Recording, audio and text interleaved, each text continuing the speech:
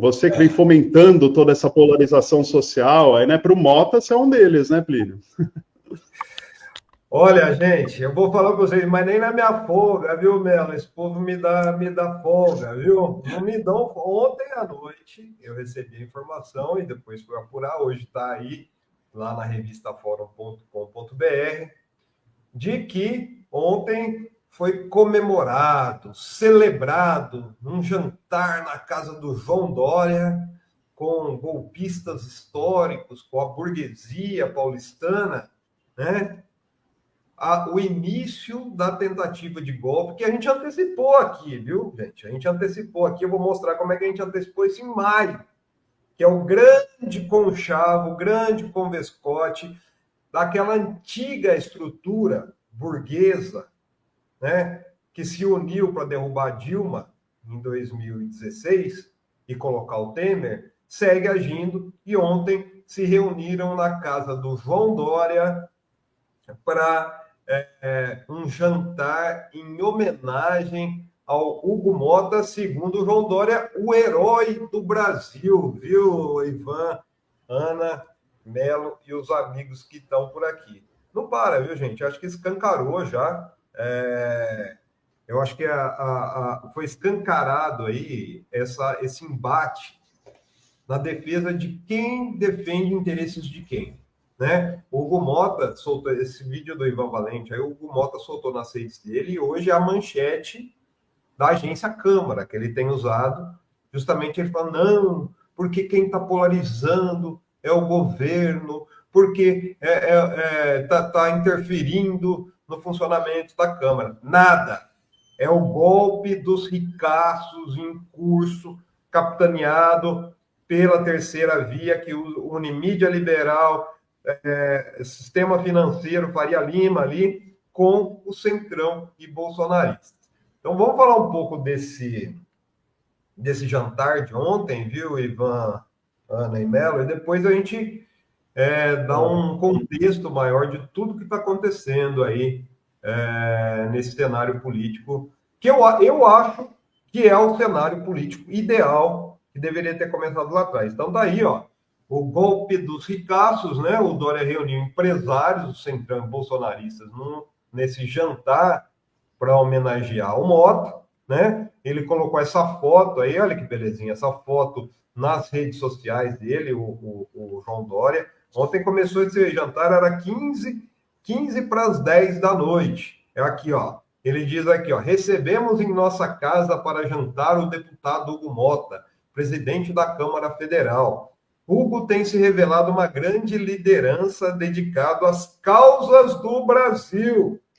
O empresariado aplaude sua postura, equilíbrio e firmeza. O país espera gestões públicas eficientes e comprometidas com o controle fiscal. É sempre essa ladainha que foi colocado pelo Dória, que no discurso, antes de entregar uma plaquinha de acrílico, eles gostam, né, de medalhinha, de plaquinha, essas coisas.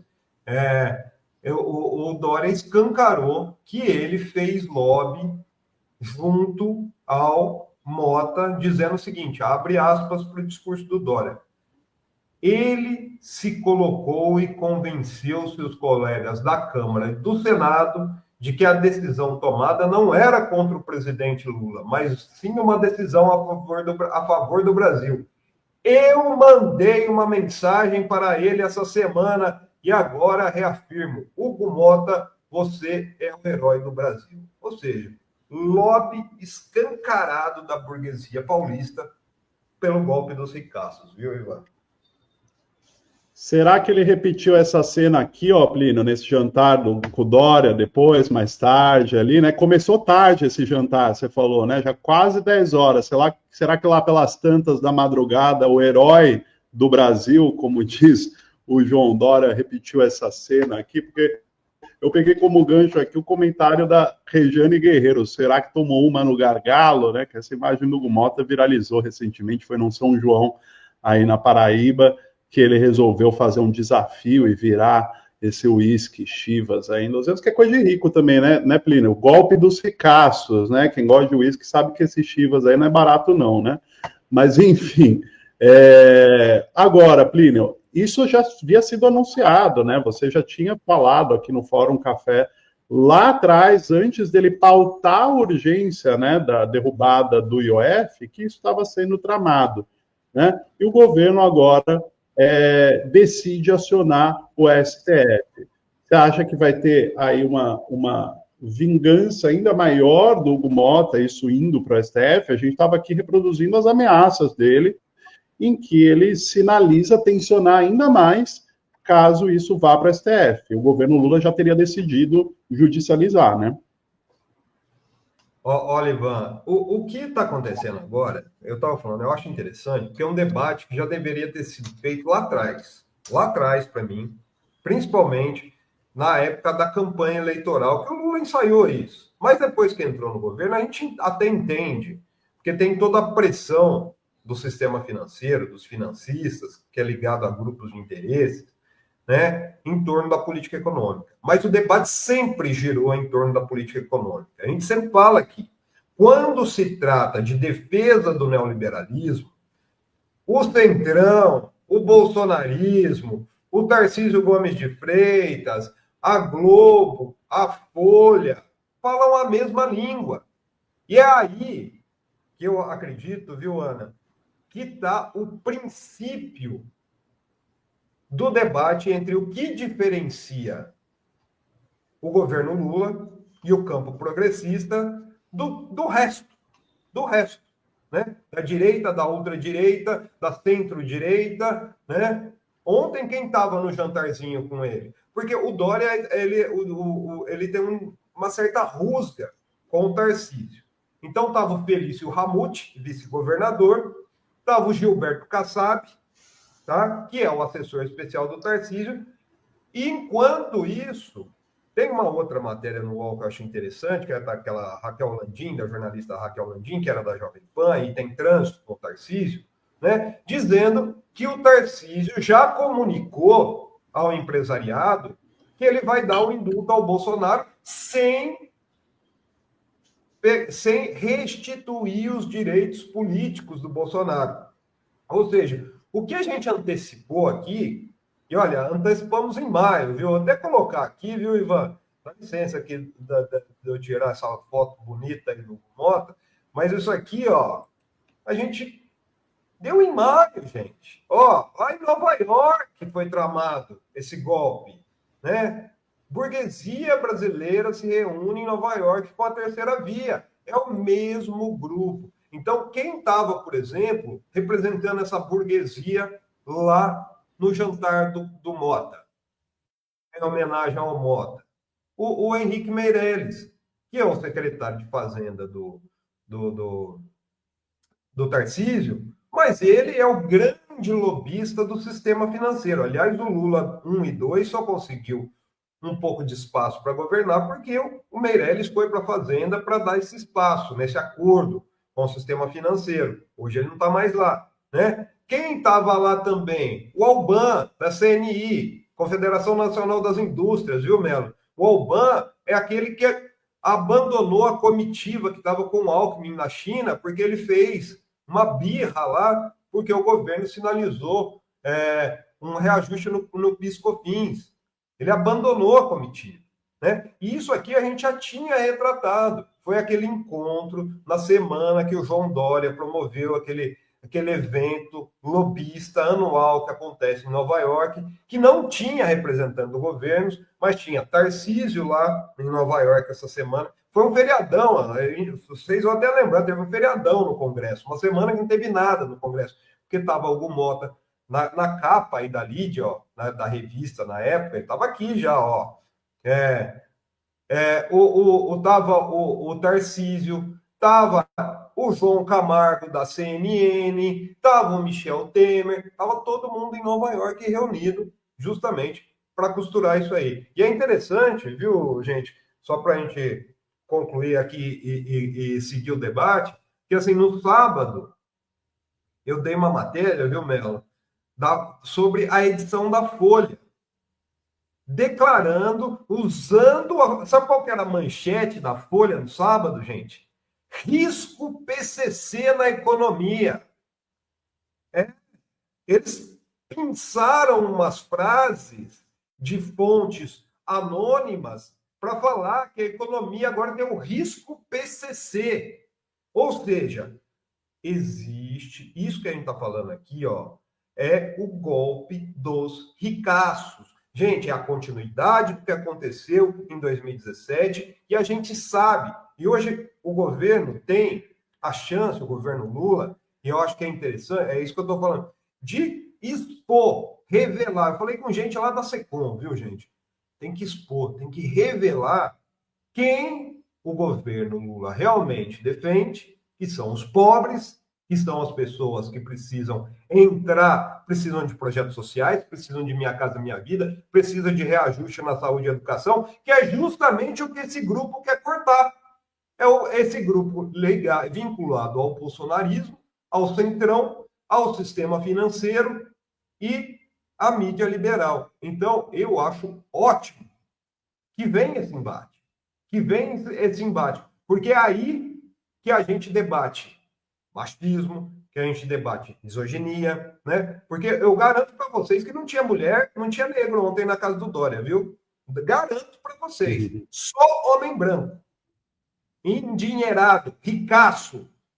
Então, tem o caráter misógino, tem o caráter machista, tem o caráter transfóbico, tem tudo isso aí está dentro de uma pauta que se chama embate financeiro, econômico, que é o que a gente está vendo agora.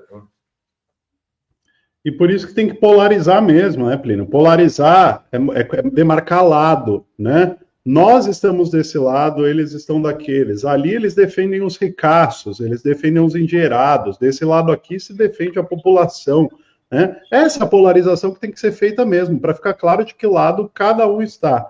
Olha só, tem um vídeo aqui que o Melo tinha sugerido, inclusive, que é um novo vídeo preparado pelo PT, com inteligência artificial e tudo mais, falando da taxação BBB, que é o quê? Bancos, bets e bilionários, né? Por isso que eles estão chamando de taxação BBB, que é isso que o governo está mirando, né? Com a taxação, com o aumento do IOF, é o que o governo está mirando com o projeto de isenção de imposto de renda para quem ganha até 5 mil, né? Taxando os mais ricos para compensar a isenção de quem ganha até 5 mil. Bancos, bets e bilionários. É por isso que estão investindo contra o governo Lula. O governo Lula tem dado algumas respostas, pretende mandar para o STF. A gente trouxe aqui o vídeo do Fernando Haddad, né? Destruindo Bolsonaro, mandando recado para o Gumota. E aí, em outra frente, a gente tem o PT também trabalhando em várias campanhas nesse sentido. Vamos acompanhar esse vídeo, depois a gente comenta.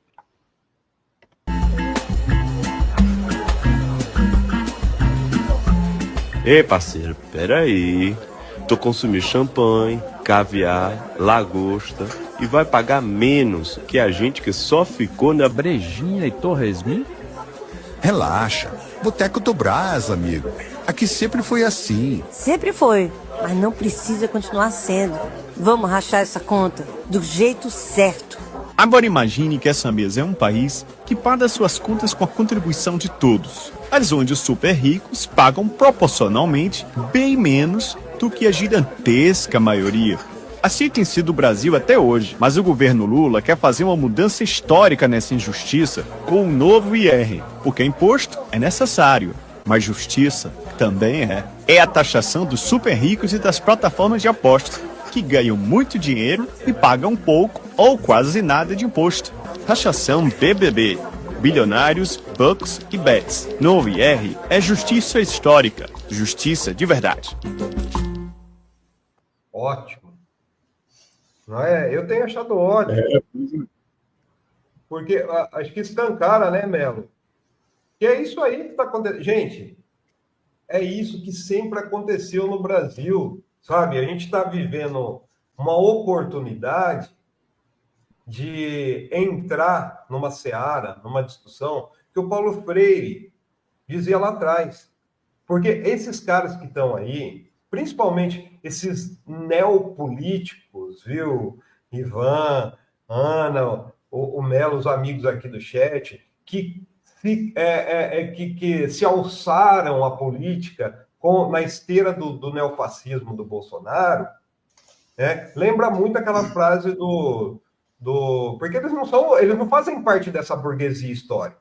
Só que é o seguinte, quando a pessoa tem essa oportunidade, dá o poder para a pessoa, você conhece a pessoa. O sonho do oprimido é ser o opressor.